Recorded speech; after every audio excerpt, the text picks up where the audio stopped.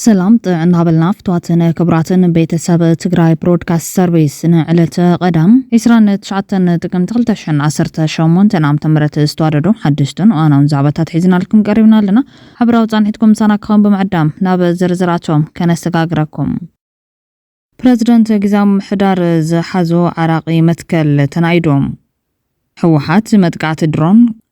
أبالات سراوي تقراين نبرتن زوردو قدعت قليت اللهم لتودب استطعملهم كابتي قزام حدار زوجو مقلتي استفلين تبارعن يوم قال لي كان أمحرا حد كامل دماين صعبينون كوانا تقارو تمهارو كبلو جاميرا ملو فتو تزب تقرايز خونه ارتراين بوغانو مزفت زامن نايمتل لاغ تاريخ تزيكوينو هلاوي بلون كبلو اتنقوام بوغن تقرايز اللو حيلتات لومون ناي ميديا تاريخ وي ناريتيف زدخامو مخانم دقفتم قليت أمالهم بوغن عفار زلو حيلتات دما كوني حسوت مسلتات بمتقام نهزبي مرعاد كسما عبزد لي وزك قرارب حساب كدهبو حاتيتم اللهم بخالي زينا ايرترا كبت ياتوار كم زتقعت مع خانات زينا ايرترا رقاقي زينا الله تصحفا كايلو هيد متعيزول مفتحوس كويناتي تقبر مجرش مالتي مفتحوس سلام عشان ما قلونا يكونن بحسب لي مكته ولدن عدن بحسب لي سعر ولدن عدن أو كيناتي يزرق زي نايتنا متشرشة دخلنت خان زنبع مجاجبة خان زنبع طعن خان زنبع محدرة خان مريحنت خان وتسعيت كيناتيو كينات نهيوت واقع زي مها أي متشرشة وتسعيت الكينات الترفة يسدد الترفة مرد عاوي بكينات دمه ولدي قورو قلعي يقبر أو وحصل هون هزبنا عدل دقوم يوم نولدهم لقورن هيرا مخويرا نزعتهم كالو تقدست بالنا معوالتاتن كنكف لكم منهم سنة زنحوم بقدامنت قال لي كان محرا حد كام الدماين صعبينون كوانا تقارو تمهارو كبلو جميرام فتوتي هزب تقراي زغون ايرتراوያን بوغانم مزفت زامن اي متلاق تاريخ تزيكوينو هلاو يبلن كبلو عتنقام تقارون حدم تواقعتي عفارن تقراين ميدا وقصلاتي خونا مهلاون استغنزبو لي كان محرام كوانا تمهارو تقارو كبلو جميرام تقارون حدم تواقعت عفارن تقراين ميدا وقصلاتي خونا مهلاون إيتيو فورم كمزب مال بحصيرو انصيرو اللهم. These are fighters with the Red Sea Afar Democratic Organization training near the Eritrean border. የአፋር ህዝብ በቀይ ባህር አካባቢ ባለው ስትራቴጂካዊ አሰፋፈሩ መነሻነት ህዝብን መሬትን አፈር ከመድረኽ መጻወት ምዝማዝ ወዘተ ፍንሳ ቀበሌ ዝነበረላ ፍንሳ ክነግድ ክሰርሕ ገለ በሰላማዊ መንገዲ ዝመጸ ሰውን ዝኾነ ሰብ ይነብረላ በምስራቅ አፍሪካ ሁለት ጦርነት እንጀራቸው የሆኑ መሪዎች በአዲስ አበባና በአስመራ ላይ አሉ። እነሱ እስካሉ ድረስም የጥይት ድምጽ፣ የፍንዳታ ጩኸት የአፍሪካ ቀንድን ጆሮ ያደነቁራል። የአፋርን ህዝብ ሁነኛ ጦር ሜዳቸው ሊያደርጉትም ካሰፈሰፉ ቆይተዋል። ሁለቱ የጦርነት አባወራዎች የአፋር ክልል በፍቅራቸውም ሆነ በጸባቸው ወቅት ሊወድም ካጩት አካባቢ መካከል አንዱ ነው። ለአገር ክብርና ሉዓላዊነት እንጥፍጣፊ ፍቅር የሌለው የራሱንም አገር እየሰለለ ለጠላት አገር በመስራት ያደገው የኦህዴድ ብልጽግና ባይናገረውም በአፋር ክልል አሁንም የኤርትራ ሰራዊት ተቆጣጥሯቸው የሚገኙ ቀበሌዎች አሉ። የአፋርን ህዝብም እስከ መጨረሻው ሊያጠፋ የሚችል አውዳሚ ጦርነት የተደገሰ ይመስላል። በዚያ ክልል ውስጥ የህዝቡ ቁጥሩም ያነሰ የወሊድ ምጣኔውም ከሌሎች የኢትዮጵያ ህዝቦች ሁሉ ያነሰ ነው። በዚህ ህዝብ ላይ ጦርነት ታስቧል። ሰድራገብና እንዲነገር የሚፈለግ ጉዳይ ግን አለ። እሱም በአፋር ክልል ውስጥ ህወሓት ገብቶ አጠቃ የሚለው ነው። የብልጽግና የፕሮፓጋንዳ ሰራዊት ከአሜሪካም ከአፍሪካም የሚናገረው ይሄው ነው። ከም በዓል ሀፍታሙ አያሌው ዝበሉ ተጋሩን ሕድሕዶም ተዋጋት አፋርን ትግራይን ሜዳ ውግእ ጸላቲ ኾና ምህላውን ዝተገንዘቡ ልሂቃነ አምሓራ ካባና ተምሃሩ ተጋሩ ክብሉ ጀሚሮም ኣለዉ። የአብይ አህመድ አገዛዝ እንደምታውቁት ኃይል አደራጅቷል። ኃይል ያደራጀው ትግራይ ላይ ልክ አማራው ላይ እያደረገ እንዳለው ትግራይን እርስ በርስ እየተዋጋ እንዲኖር የሚያስችል አደረጃጀት ቅርጽ እንዲፈጠር ነው ሲያደርግ የቆየው። መተው ትግራይ ላይ ያን ሁላ ዘመቻ ካደረጉ በኋላ የፖለቲካም የኢኮኖሚም ስበት ማከል አይደለችም ከዚህ በኋላ ትግራይ ብሏል እንዲወጣው። ራሳችሁ ለውድመት ባታዘጋጁ መልካም ነው። ኤሊቱ ከመቼውም ጊዜ በላይ የትግራይ ኤሊት ለራሱ ሲል መነጋገር ያለበት ወቅት ነው። መወያየት ያለበት ወቅት ነው። አሁን ናሬቲቭን ወዴት እየወሰደው ነው? አፋር ላይ በአፋር በኩል መግለጫ አስወጣ። ኢሚዲየትሊ ያገዛዙ ልሳኖች ወልቃይት ተከዜዘብ የሚል አጀንዳ በስፋት እያራገቡ ነው ያሉት። ለምንድን ነው ይሄንን አጀንዳ ይዘውት የመጡት? ትናንትና በአፋር በኩል መግለጫ አስወጥተው አፋር ተወረርኩ እንዲል ጉዳዩ ከፌደራል አሁን ባይዘው እንዳልነው ምን መሰለህ አብይ የሚያደርገው ነገርየውን ከፌደራል መንግስት ከወህዴድ ጀነራሎቹ ሲጮሁ ሰነበቱ። አሁን ጉዳዩ ከፌደራል መንግስት ያወርድና ያፋርና ያማራ ያደርገዋል። አማራ ለመፍታት ብዙ ምቹ ቀዳዳ ባይኖረውም አሁን ቀዳዳ እየፈለገ ነው።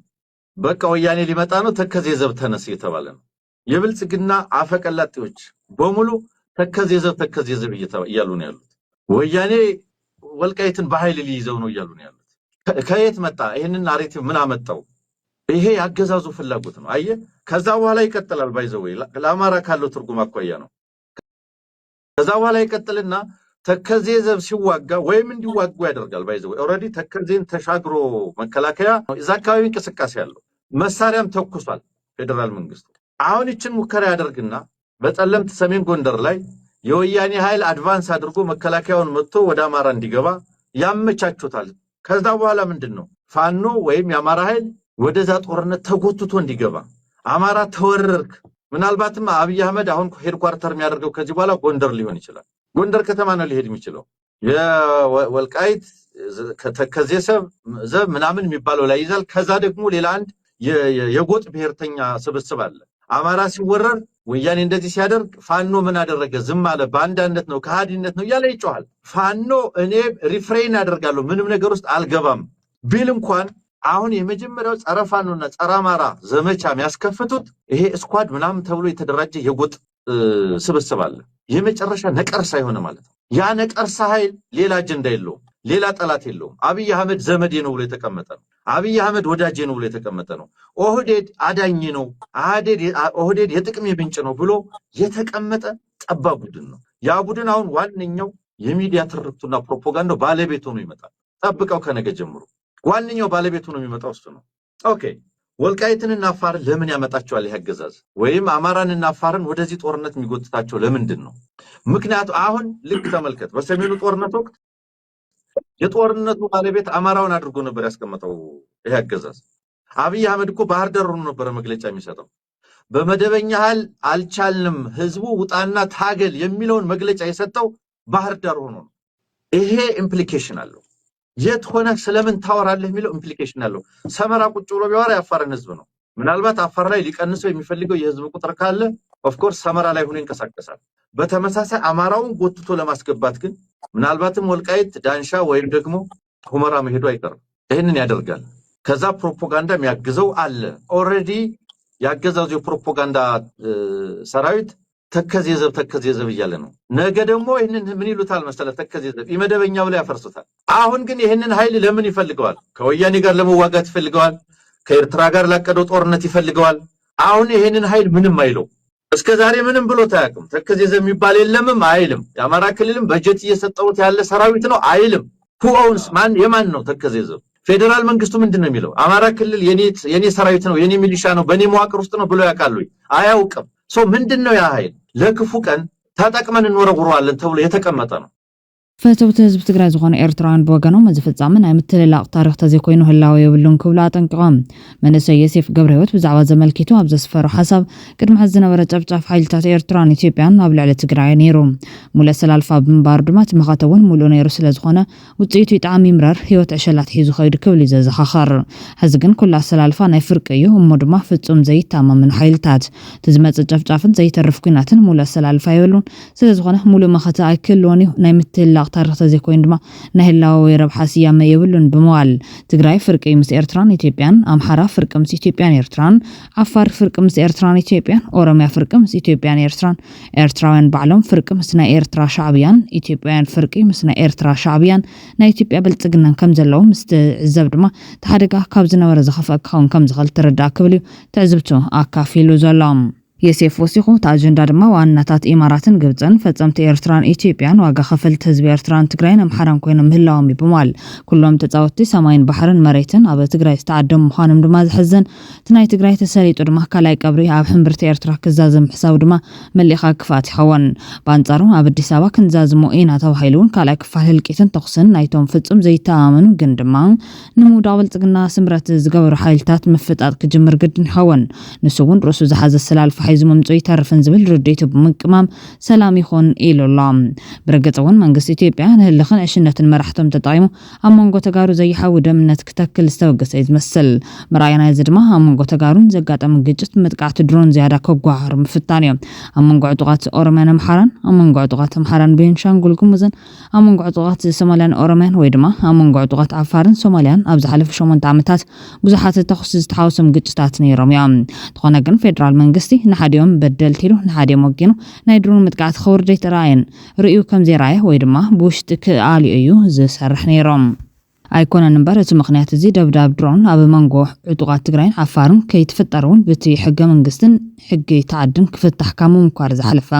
ፌደራል መንግስቲ ብድሮን ተዓጅቡን ሓደ ወጊኑ ደብዳብ ክካይደ ይግባን ከምቲ ኣብ ካሊ ዝገበሮን ብሕጊ ኣግባብ እዩ ከኣልዩ ክፍትን ዝግባእ ነይሮም እቲ ካብ ሓራ መሬቲና ዝብሉን ካድረታት ብልጽግናን ዝዛረብዎ ዘለው ምስ ዓፋር ተሓሒዞም ስለ ዝኾነ ነዚ ንምግባር ፍሉይ ስምምዕነት ኮነ ፕሪቶሪያ ኣየድልን ሕጊ ተዓዲ እኹሉ ነይሮም እቲ ጎንፂ ኣብ መንጎ ዕጡቃት ተጋሩን ሕወሓትን ዝግበር ኮይኑ ሃሎም ኣብ ልዕሊ መከላኸሊ ሰራዊት ተኽሲ ኣብ ዘይተኸፈተሉ እዋን ሕልፊ ተሓላቕን ሓውላቕን ኮይኑ ደብዳብ ድሮን ክፍጽም ኣይግባን ነይሮም ናብ ጎንፂ ዘምርሑ ኩሎም መንገድታት ክዓጽው መንግስታዊ ሓላፍነት ክዋጻን እዩ ዝግባእ ነይሮም እንተኾነ ግን ዓላምኡ ካልዮም ብኡ ዝምወሉን ዝዕጠውን ዘለው ተጋሩ ሻዕብያ ጸሚዶም ዘለው ተጋሩ ከም ጠንቂ ኩናት ጌርካ ንትግራይ ናብ ሰፊሕ ዓውደ ኩናት ብፍጥነት ምቕያርን ቀሰቢልካ ናብቲ ዓብዪ ኩናት ኢትዮ ኤርትራ ምእታውን እዮም ነዚ እውን እዩ ኣብ ክንዲ ኩናት ንምትራፍን ጎንፂ ምቕናስን ዝግበሩ ስራሕትን ትዕግስትን ሆን ናበልካ ናብ ኩናት ኣብ ዘምርሑ ተግባራትን ፕሮፓጋንዳን ተጸሚዶም ዘሎም እዚ ተግባር ካብ ዝፈራሕናዮ ኣይወጻናን ጽምዶ 4 ኺሎ ይጠቕመናን ጽምዶ ኣዳሃሎ የድሓነናን ናብ ዝልመ ድምድምታ ዝወስድ ዘሎ ኮይኖም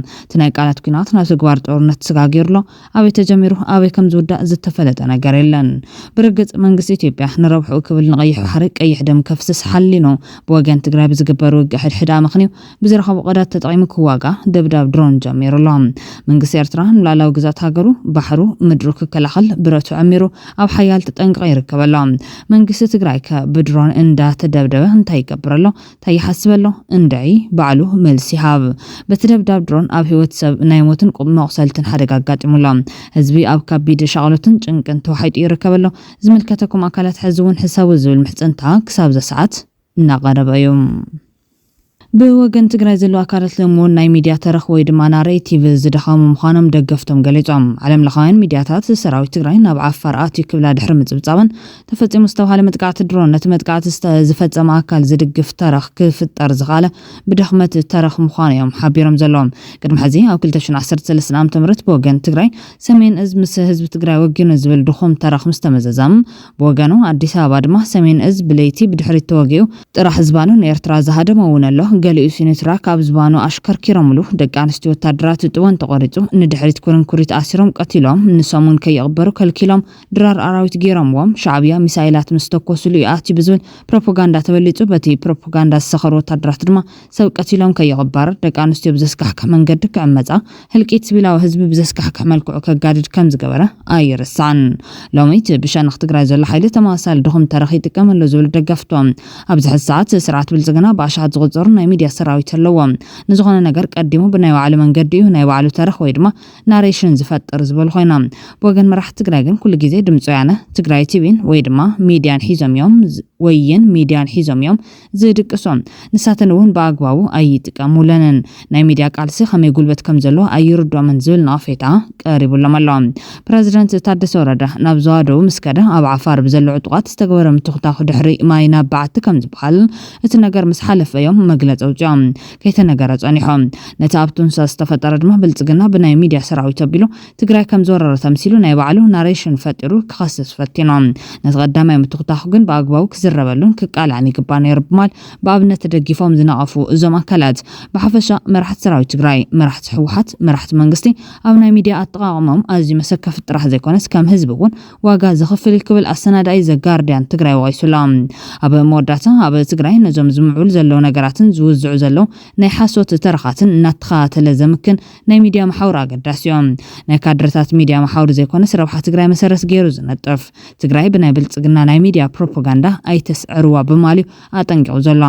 ገላዝ ሰራዊት ትግራይ ኣብ እዋን እቲ ኩናትን ከይተረፈ ንጸላእቶም ከመይ ከም ዘጥቅዕዎም ዘቃልዕ ሚስጥር ክኸውን ዝግባእ ጉዳያት ብሚድያ እናተዛረቡ ዋጋ ይኸፍል ምንባሩ ኣይርስዓን ሕዚ እውን ህዝቢ ትግራይ ናብ ካሊእ ሓደጋ ዘእቱ ድኹማት ተረኻት ሚድያ ካብ ምጥቃም እናተቆጠቦም ብዓብዩ ኣብ መንጎ ተጋሩ ዝረአ ዘሎ ሓደጋ ጠጠው ከብልዮም ዝሕተት ዘሎ ካሊእ ድማ ኣብዚ ኣቲና እናበልካ ቪድዮ እናዘርጋሕካ መሊስካ ኣያተናን ምባል ተኣማንነትካ ዘጉድል ምዃኑ ተነጊሩሎም ሸሪፎ ጀነራል ሸሪፎ ኣብ መሬት ዓፋር እዝናትና እዩ እዚኦም ክወፁ እኒአዎም ካብ ዓዲ የብሎምን ኢሉ ኣብ መሬት ዓፋር ኮይኑ ዓፋር ሓውና ህዝቢ እዩ እንዳበለ ነይሩስ ኣብቲ ከባቢ ንሱ ድሮን ተሃሪሙ እንታይ እዩ ንመን ኢና ንኸስስ ማለት ወይ ትቃለሱ ተለኹም ወይ ፖለቲካ ትሰርሑ ተለኹም እዞም ቪድዮታት ረኣይና እንዶ ይትወኑ ማለትስ ኣብ ኢድኻ ማስረጃ ብምጥፋእ ዶክመንት ብምጥፋእ እዩ ወይ ፖለቲካ ወይ ብፍላይ ንጸላእኻሲ ዝኾነ ዓይነት ቪው ክግበር ኣይግባእ በቃ ዝኾነ ዓይነት ተርእዮታት ክህሊ ኣይግባእ ነይሩና ኣብ ልወፅሕዎ ኣስቃጥላ ላወልዑ መሬት ዓፋር ከም ዝኸድና ገለ ላወሉ እንትላወሉ ነይሮም ሕዚ ኣብቲ ከባቢ እንዳሕድሮ ንሃሪሙ ንመን ኢና ንኸስስ ጋው እንደተቆጠቡ ካብ ሕሉፍ እንደተቆጠቡ ናይ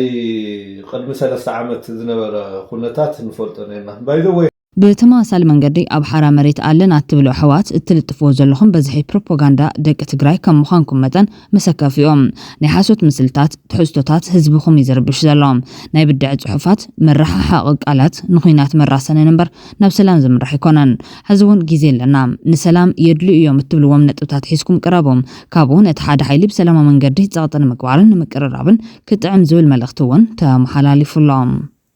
ናብ ካሊእ ሓበሬታት ተሰጋጊርና ሕወሓት መጥቃዕቲ ድሮን ኣብ ኣባላት ሰራዊት ትግራይ ነበርትን ዘውረዶ ጉድኣት ገሊፆም እቲ ውድብ ዝበሎ ካብቲ ግዜያዊ ምሕዳር ዘውፅኦ መግለፂ ዝተፈለየን ተባርዐን እዮም ሕወሓት መጥቃዕቲ ድሮን ኣብ ኣባላት ሰራዊት ትግራይ ነበርትን ዘውረዶ ጉድኣት ገሊፁሎ መግለፂ ሕወሓት ብቐንዱ ብዛዕባ ደብዳብ ድሮንን ምጥሓስ ውዕሊ ፕሪቶርያን ዘድሃበ ኮይኖም መንግስቲ ኢትዮጵያ ንስምዕ ፕሪቶርያን ብምጥሓስ ናብ 28 ጥቅምቲ 2018 ዓ.ም ኣብ ዝውግሕ ለይቲ ደብዳብ ድሮን ፈጺሙ ኢሎም እቲ ደብዳብ ድሮን ኣብ ኣባላት ሰራዊት ትግራይ ነበርቲ ተኸባብን ጉድኣት ኣብፂሑ ዝበለ ኮይኑ ኣብ ልዕሊ ሰራዊት ትግራይ ከም ጉድኣት ምብፅሑ እኳ እንተገለጸ እቶም ነበርቲ ናይ ዓፋር ድዮም ናይ ትግራይ ብዝምልከት ንጹር ኣይገበረን እንኮላይ እቲ ቦታ ኣበይ ምዃኑ ይነፀረን እቲ ቦታ ኣብ ዓፋር እዩ ኣብ ትግራይ ባ ዝብል ክትዕ ከቐርብ ጸኒሑ እዮም ይኹን እምበር እዚ ደብዳብ ድሮን ንስምዕ ፕሪቶርያ ሙሉእ በሙሉእ ዘጥሕሰን ነቲ ስምዕ ናብ ዝኸፍእ ሓደጋ ዘእቱን ተግባር ኢሎም ኣደራደርቲ ሃገራትን ኣህጉራዊ ትካላትን ተጸሚሞምና ዝብል ትሕዝቶ ዘሎት መግለፂ ንስቕታ ኣደራደርቲ ሃገራትን ኣህጉራዊ ትካላትን ስዒቡ ስምዕ ፕሪቶርያ ከይፍጸም ክሕንኩል ጸንሐ መንግስቲ ኢትዮጵያ ነቲ ስምዕ ብግልጽ ጥሒስዎ ኣሎ ክብል ወይሶም ድሕሪ እዚ ጥፍኣት ክህሉ ከም ዝኽእል ብምጥቃስ ድማ ሕወሓትን ህዝቢ ትግራይን ሕዚ እውን መንግስቲ ኢትዮጵያ ኩሎም ኣፈላልያት ብሰላማዊ ፖለቲካዊ ዘተ ክፍትሑ ግቡእ ክዋፃን ካብዚ ናይ ጥፍኣት ተግባር ክቁጠብን ደጊሞም ጻውዒት የቕርቡ ክብል ጸዊዕሎም ኣብ መወዳእታ ብህፁፅ ክግበር ዘሎ ነገር ዝጠቐስ ሕወሓት ማሕበረሰብ ዓለም ድማ ነዚ ጸሕታሪ ኩናት ተግባር መንግስቲ ኢትዮጵያ ብኣግኡ ጠጠው ከብሎን ናብ ተወሳኺ ምፍሳስ ደም ከይተሰጋገረ ቅልጡፍ ፍታሕ ንምምጻእ እጃም ክዋፃን ህዝባዊ ወያነ ሓርነት ትግራይ ይጽዋዕ ክብል ገሊፆም ተንተንቲ ፖለቲካ ግን ብፍላይ ተጋሩ ፖለቲከኛታትን ኣዘዝቲ ሰራዊትን ንህዝቦምን ታሪኾምን ክብሉ ምትላኻቶም ጠጠው እንተዘቢሎም እቶም ትማሊ ገበን ኩናት ዝፈጸሙ ኣብይ ኢሳያስን ንመንእሰይ ትግራይ ኣብ ክልተ ከፊሎም ዘባርዕዎ ኩናት እቲ መከራ ትግራይ ክትሽከሙ ክብሉ እናጠንቀቑ እዮም ኣብ እዋን መረፃ ትግራይ 2012 ዓ.ም ብዙሕ መንገዲ ተሰጊሩ መቐለ ዝተረኸበ ኣብ ዩኒቨርሲቲ ኖርዌይ ፕሮፌሰር ሽትል ትሮምቦል ሓደ ካብዞም መጠንቀቕታታት ዝሃቡ ወገናት እዮም ንቢቢሲ ትግርኛ ኣብ ዝሃቡ ቃል ክልቲኦም ብሓባር ዝበልዎ ድማ ትመከራ ትግራይ ክትሽከሙ ክብል ይጠንቀቑ ዘሎም ብዙሓት ቅዱሳት ትግራይ ካብ በሰላት ዝሓለፈ ኩናት ከይድሓነት ናብ ካሊእ ዙር ኩናት ምሕዋስ ፍትሓዊ ይኮነን ዝብል ርእይቶ ኣለዎም ተኾነ ግን እዚ ስጋት ውዒል ሓዲሩ ዝተረፈ ይመስልን ሓድሽ ኩናት ምውልዑ ሰፊሕ ተኽእለሎም ትዝሕዝን ቀንዲ ዓውዲ ኩናት ድማ ትግራይ ክትከውን እያ እዚ ድማ ንክልቲኦም ቀንዲ ተፋለምቲ ዝጠቅም ይብል ፕሮፌሰር ሽትል ትሮምቦል እቲ ምሁር ክልተ ቀንዲ ተዋጋቲ ዝብሎም ዘሎም ነቶም ኣብ ኩናት ትግራይ ብሓንሳብ ዝተሰለፉ መንግስታት ኤርትራን ኢትዮጵያን ኮይኖም ብሰንኪ ሕቶ ኣፍ ደገ ባሕሪ ኢትዮጵያ ኣብ ወጥሪኦም ዝርከቦም ሓድሽ ሰፊሕ ኩናት ክለዓል ተኽእለሎም እዚ ድማ ኣብ መላት ዞባን ኬንያን ሰፊሕ ሳዕቤን ክህልዎ እዩ ነቲ ኩነታት ንምትራፍ ብዓለማውያን ተዋሳእቲ ከም ሕቡራት ሃገራት ኣሜሪካ ሕብረት ኣውሮፓ ቻይና ሩስያ ዝግበር ነገር ዳርጋ የለን ከምኡውን ኣብ ኤርትራ ኢትዮጵያን ኣብ ዝዋቅርን ኣፍሪካን ዘሎ ዝምባለታት እቲ ኩናት ዘየተርፍ ምዃኑ ዘመልክት እዮም ከም ውፅኢቱ እንታይ ከም ዝፍጠር ርግፀኛ ምዃነ ይካልን ተኾነ ግን ለውጢ ስርዓትን ግዛታዊ ዳግመ ምትዕርራይን ክግበር ተኽእሎ ልዑል ኢሉሎ ኣብዚ ክስመረሉ ዝግባእ ህወሓት ፅማም እዝኒ ሂቦምና ዝብሎም ዘሎ ኣሰማማዕትን ተዓዘብትን እቲ ኩናት ኩላዕ እሞ ረብሓታቶም ከናድዩ ይፅበዩ ምህላዎም እዮም ኣብ ሃገረ ኔዘርላንድስ ዝነብር ትንታን ፖለቲካ ኢትዮጵያ ዶክተር ኣደም ካሴብ ወገኖ ቀንዲ መንቃል ዘይምትግባር ውዕል ፕሪቶሪያ ኣብ መንጎቶም ተፈራረምቲ ዘሎ ዘይምትእማን ከም ዝኾነ ይዝገልጽ ፀገማትና ብዘተን ስምዕን ክፈትሕ ንኽእል ኢና ዝብል ሓሳብ ዘጥፍአ ይመስለኒ ዝበለ እቲ ሞር ኣብ ካልኦት ጎንፅታት ኣሉታዊ ፅሏ ከም ዘለዎ ገለጾም ኣብ ኢትዮጵያ ኣብ ክልተ ዓበይቲ ክልላት ኦሮምያን ኣምሓራን ሰፊሕ ሰብኣዊ ክሳራ ዘስዕብ ዘሎ ጎንፅታት ዝካየድ ዘሎ ኮይኖም ብመንገዲ ኩናት ትግራይ ነቶም ጎንፅታት ደው ንምባል ፃዕርታት ይግበር ነይሮም ተስፋ ድማ ነይሮም ውዕል ፕሪቶሪያ ምፍራስ እዞም ጎንፅታት ክቅፅልን እቲ ሃገር ካብ ቅልውላው ከይትወፅን ዝገብር ከም ዝኾነ ድማ ይመንዮም እሞኸ እንታይ ዳ ይገበር ናይ መወዳእታ ሕቶ ናይዞም ተንተንቲ ፖለቲካ እዮም ዶክተር ኣደም ጉዳይ ትግራይ በይንና ክንፈትሖ ኣብ ዘይንኽእለሉ ደረጃ በፂሕና ኣለና ሕዚ ውዕል ፕሪቶሪያ ሙሉእ ብሙሉእ ምትግባር ይከኣልን ክብል ድሕሪ እቲ ስምምዕ ዝተፈጠሩ ሓደሽቲ ኣሰላልፋታት ተረዲዖም ፕሮፌሰር ሸትል ትሮምቦል ብወገኑ ግድም ማሕበረሰብ ዓለም ብዝምልከት ተፀንቂቑ ዝብል እምነት ዘለዎ ይመስል እቲ ኩነታት ንምህዳን ካብ ደገ ክግበር ዝኽእል ዳርጋ ዘሎ ይመስለንን እቶም ቀንዲ ተፃረርቲ ዓለማዊ ምኽሪ ከም ዘይሰምዑ ብዓለማዊ ፀቕጠ ርእሶም ከም ዘየድንን ብተደጋጋሚ ኣርዮም እዮም ምናልባት ካብ ዞባ ካብ ባዕሉ መፍትሒ ክእለሽ ዘለዎ ይመስለኒ ይበል ቀፂሉ ድማ ብጭቡጥ ፖለቲካዊ ኣዘራርባ ውዕል ፕሪቶሪያ ተኽስዶ ካብ ምባል ወፃይ ፊሖ ክብል ኣይከኣለን ምናልባት ብሓድሽ ስምምዕ ክትካለዎም ተስፋ ገብር ናብዚ ሓድሽ ብዘተ ክብፃሕ ሕማቕ ኣጋጣሚ ኮይኑ ግን ብሓይሊ ዝርከብ እዩ ዝመስል ኢሉሎም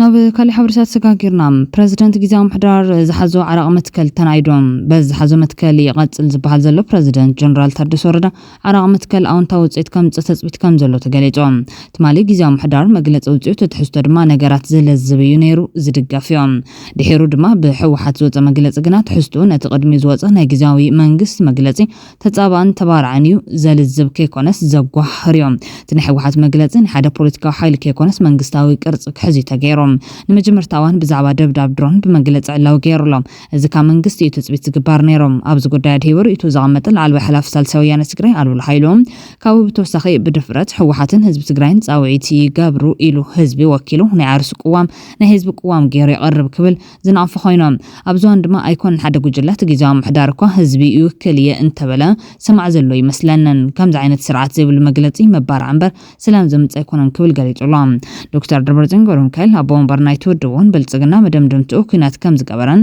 ንድሕሪት ዝምለስ ነገር ከም ዘየለን ዘምስል ኣገላልፃ ኣብቲ ሓድሽ ኣብ ዝሃቦ ቃለ ምሕተት ክዛረብ ተሰሚዑ እዮም ብልፅግና እቲ ፀሓፋ ከይዲ ኮይኑ እንታይ እዩ ዝብል መፍትሒኡስ ኩናት እዩ ዝገብር መጨረሻ ማለት እዩ መፍትሒኡ ሰላም ኣሸማግሉን ኣይኮነን ወይ ናብ ዝተእትውን ኣይኮነን ባዕሪ ዕገስን እያ ትብል መእሰሪታ ኣነ ከም ዘለ ዕገስ ይኽእል ስለዚ ፍለጡ ለይ እዩ ብቅድሚኡ መግለፂ ዘውፅእ ጊዜያዊ ምሕዳር ኣብ ዘውፅእ መግለፂ ናብ ዓፋር ኣይኣትኹን ኢሉ እዮም እቲ ኣብ መሬት ዘሎ ሓቂ ብዘየገድስ እንተናእሰ ሕዚ ብውስን መልክዑ ነቲ ጉዳይ ልዕሊ እዚ ክሰፍሕ ድሌት ከም ዘይብሉ መራሕያ እዮም ሰላም ዝደሊ ኩሉ ነቲ ኩነታት ካብ ዘጋድድ ምዋዕዋዕ ክቁጠብ ስለ ዘሎ ነዚ መረፀ ይመስል ነቲ ኣካይዳ ዝፃረሩ ኣካላት ግን ቪድዮ እናቐረፁ ቦታ ጠቒሶም እናተዛረቡ ኣንጻር እቲ ጊዜያዊ ምሕዳር ዝሓዘ መርገፂ ሓበሬታ ከውፁ ተራእዮም እዮም ኣብዚ ናይ ቅዋ መፈላለያት ዘሎ ይመስል ነገራት ከይጋደድ ዘኽእል ዋላ ሓደ ሚታዊ ዕድል እንታልዩ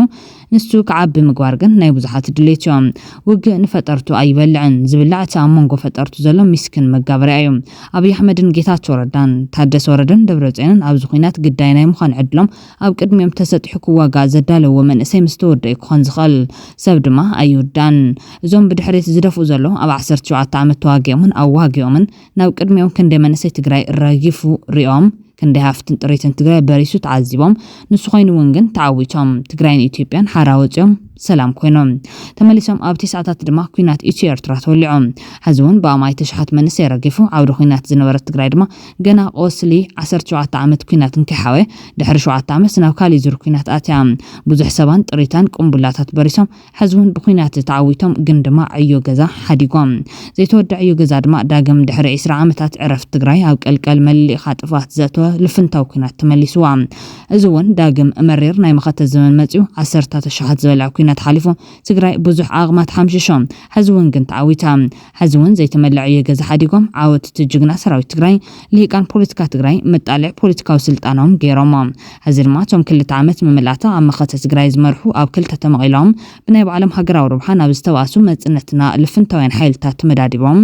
مناسي تجري نسنسو كبال وجميرهم اللهم إذ بناي تاريخ قطعمي أو كيد غالسون ننطبطبه نسود ما استقاي محيلي حز حنز فريلو أمغلن دسابان موافر يجيرو تجري أو كل كينات سختي توالهم إذ نبعل تأركان ويجيتاتو إزغينات أو تقوم تقاس درامن بفتما يوتحن نبعل ودور ردن دورتين دمعكابت أب دفاع خوينو نسو كقاساتر أدالي مزلو تجري زغن نسات على عين تلوم بوز حسب بعل كلمة نسيس لزلومن إذ بيس تفؤمن زواج لهم أي رخبون نبعل كلمة أكلس لزسنهم أكلس لزعتهم أو حتيران كعوة يوم يبليهم بحق جن زواج حيدت واجع يسين مستسعرين لن جبوت عغمن مخنياتونتن التوجس خيناتن ينعوت سدرخ تجري دحري زي كل معات داقم ناو كم زول رسح نايدنا عور ببوليتيكا زبخاتو سنفات كينات كل التحوات كتاتو نقوانا زسحق نوغن زشغرر زحفر تسلم تاريخ يوم نهزب تجري لمعات مبرفتهم كيناتي يقبونا بزوان زوم عدميهم أب زدلي وقف العالم زويرم كو زبالعو سوات كان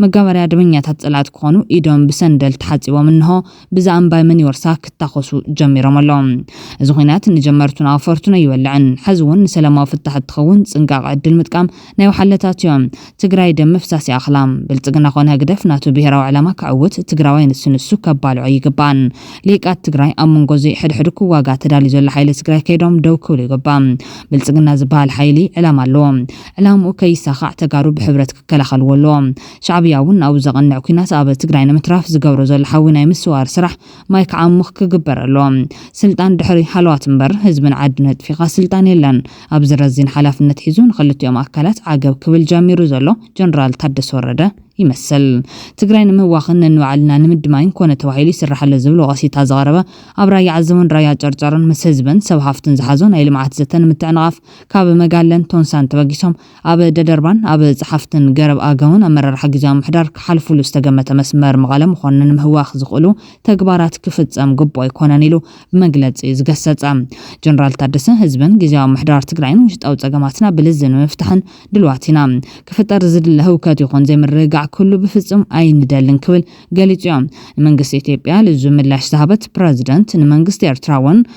بخالي قص نتزرازو لصقامات كم عدل بمتقام وشتاو صقامنا كتحلالخ تقراي داقم عودو كيناتن مزحل عرارن كتكون مقوار بفلات كونه بزي مفلات زقبر زلو مقصاصات مسارتاو ربحان دحنتن تقراي حزبان تقليل زقود تكباريوم سلازي نتحادي يخون نتخالي نادقفكان نتحازلكان تقراي عودو قنا مقوار تسعر زلخم أكالات زتفلالي مخنيات تطعيمكا أو اشتنا مترد أرك سفحن تزاز وهابتن زخونكم أكالات كاب تقواركم كتقطبو جزاو محدار تقراي بدوكي تحساسب زول وحلل محزن تايو آغريو زلوم حزوون تتصورة أبزوانة جزاو محدار ودعولهم بريزيدنت منقص تقراي جنرال تادس وردا عدما لكوعون تقراين هزبان كبل استقاد لسابيوم أبزا حزبت حوازو عدم خوينون السلطان كارف كم زيبلو بأقواو زفلت ساوني مثلا زبالة أو تسفا كم زلو زقلت بوليتكين ياقرو مسك الكاسام تادسن بصوتن عدما لكوعون زانت اوه كبرن نتقراي زبركتو اجامن تقراوي مستقراوي نابح الحداو كينات بمتاو كجمال عوان كم مراس حوان كم زي قبا كحبر اللهم فتوم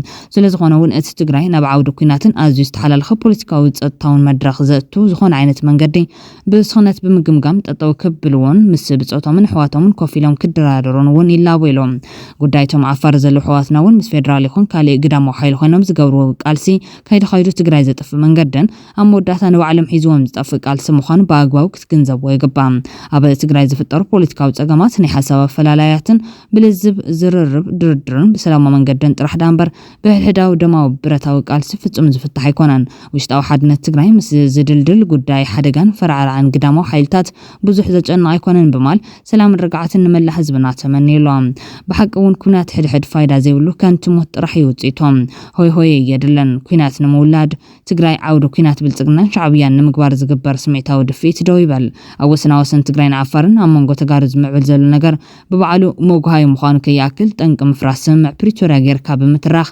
ሓደገኛ እዮም ኣብ ዓፋር ይፈጸም ኣብ ኣገው ኣብ መንጎ ተጋሩ ዝግበር ውግእ ምኽንያት ምፍራስ ፕሪቶርያ ክኸውን ኣይኽእለን ግድን ብድርድር ክፍታሕ ክድፈአሉ ዝግባእ ውሽጣዊ ፀገም ጥራሕ እዮም ካሊእ ትረፍ ኣብ መንጎ ክልላት ትግራይን ዓፋርን ተዝኸውን እውን ምኽንያት ምፍራስ ስምምዕ ፕሪቶርያ ክኸውን ኣይኽእለን ውዕሊ ፕሪቶርያ ኣብ መንጎ ትግራይን ዓፋርን ኣይትፈጸመን ትግራይን ዓፋርን ተጋጨዋ ዓርሱ ዝኻለ ሕጊ መንግስታዊ መፍትሕ ኣለዎም ቤት ምክሪ ፌደሬሽን መንጎኛ ኮይኑ እቲ ነገር የጻርን ፍታሕ ይቐርብን እምበር ስምምዕ ኣፍሪሶም ብዝብል ንዓፋር ዘርዩ ኣብ ልዕሊ ትግራይ ኩናት ክኸፍት ድሮን ክሰድድ ኣይኽእለን ከምኡ እንተገይሩ ስምምዕ ክፈርስ ዝደልዩ በዓሉ ማለት እዮም ንምንታይ እዩ ድሕሪ ዝኹሉ ህልቂት እውን ሰላም ፈሪሱ ናብ ኩናት ክእቶ ዝድለ ዘሎም ንፀገም ብፀገም ምፍታሕ ኣይካልን መልእኽቲ ናይዞም ቅዱሳት ተጋሩ እዮም بخالي وجان إيرترا كبت أزوار كم زتجعت مع خنات زينا إيرترا رجاجتن إيرترا مع خن حبري سير ريبيم كم زبطو كاوكيناتون ورخيناتون نتاعي كنبر زي خل جوجلا قدف كابوان مول عد ما وكينات تجريت حزون زحلف حمش تعمتات أو كل اعتصاد فوس جرد باو جتات تحرم زناح أب زوبا جاشبار كأكيبوم بز أن حتراك ترى تبيلو مدافع كان قصاص حزب كم استعذبون جزيفو تدرو حيل يتراون كاب حجرين قصاص مهلاو من جتاتنا كاوش تعد قليت أم كل حبيرو لام جوجلا قدف دحرت عاب تجري استولعن هوت لعل 1 مليون زيغاتات هاجر زبل عندهم وكينات بقلوصن بزي زخونه كولن اب ኢትዮጵያ አንጻር መንግስት ፌደራል ምስ ዛዕጥቁ ሓይልታት ብምዃን ኣብ ፖለቲካዊ ዕግርግር ሃገር ዓብይ ኢድ ክጻወት ምጽንሑ ዝፍለጥ ኮይኖም ጎንጎንቲ ኣብ ኢትዮጵያ ዝፍጽሙ ተግባራቱ ኣብ ሱዳን እውን ብተማሳሊ ንወታደራዊ ሓይሊ ሰራዊት አልቡርሃን በመደጋፍ ክሳብ ደገፍ ኣጋር ሰራዊት ዝኸደሉ ኩሉ ዓይነት ምትሕባራ ምግባር ድሕሪ ምጽናሕዩ ሕዝቡን ብርክት ዝበለ መዳፍዓት የንቀሳቀስ ምህላው ምንጭታት ውሽጥ ዓዲ ዝገልጾም ጉጅለ ህግደፍ ካብ ከባቢታት ጎልጅን ኦም ሓጀርን ናብ ማዕሎባ መስመር ኦም ሓጀር ጎልጅ ብርክት ዝበለ ቁጽሪ ዘለዎን ትራክተር كوارت مغنايو زغلصو منጭታት ማخን ዜና ዝበዝሓ ትራክተራት ናበይ ከም ዘበላ ብንጹር ክፍለጥ እኳ እንተዘይ ካለም 30 ከባትን ግን ብሰንበት 2 ሕዳር 2025 ኣብ ንብስ ወከፍ 6 ዕጡቃት ተመዲቡላን ዓበይት መዳፍዕና ጎተታ ምዕራባዊ መስመር ሒዘን ብማእኸልቲ ዘይተጎነ ማሻሉን ሕርሻን ተኸዊላን ናብ አንፈት ሓፊር ሱዳን ከም ዝኸዳዮም ንዓይኒ መስኻኸር በመጥቃስ ኣብ ሰደሉን ሓበሬታ ዘረጋግጹ ኢሎም ዕላማቲ ካብ ሃገር ዝወጽ ዘሎ ዓብይ ወታደራዊ ሓይሊ ኣብ ጎን ሰራዊት ሱዳን ተሰሊፉ አንጻር ሰራዊት ዳዕመል ሰሪዕ ንምግጣምን ሓይሊ ሚዛን ንምምጣልን ክኸውን ከም ዝኽእል ዝገለጹ ምንጭታት ክልቲኦም ሓይልታት ሱዳን ፖለቲካዊ ዘተ ንምክያድ ብምስምዕማኦም ግን እቲ መዳፍዕ ኣካል ናይቲ ንምዕራባዊ ዞባ ሱዳን ረጊጹ ናብ ክልል ኣምሓራ ተጠዊን ዕጡቃት ፋኖ ዝውሃብ ወታደራዊ ደገፍ ክኸውን ከም ዝኽእል እውን እዮም ዝግምቱ ዘለዎም